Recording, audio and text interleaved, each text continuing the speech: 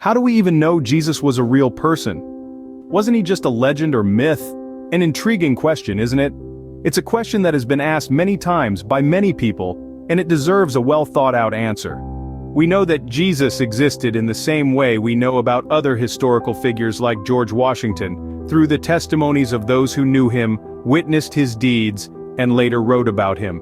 No serious historian doubts the existence of Jesus. Let's take a step back into history.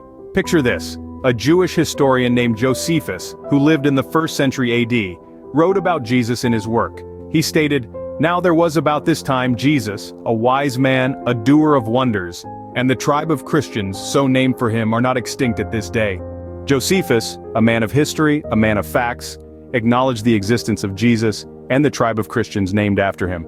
He was not a follower of Jesus, yet he recognized the impact and the reality of Jesus' existence. Now let's consider another piece of evidence. Our very calendar is based on the approximate date of Jesus' birth.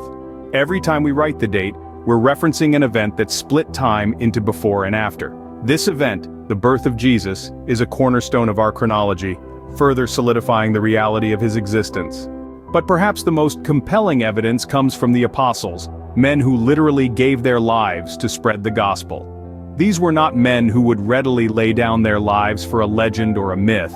They were men of conviction, who believed so strongly in the truth of Jesus' life, death, and resurrection that they were willing to face persecution and death.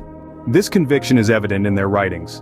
References in the Bible like Luke 1:3, 5, John 3:32, 34, and Acts 2:36 testify to their first-hand experiences with Jesus. They wrote about what they had seen and heard, providing us with written witness of Jesus' life and teachings. Why would they have done this for a legend or myth? It's a valid question. The simplest answer is they wouldn't have. They believed, they witnessed, and they wrote. So, to answer the initial question, how do we know Jesus was a real person?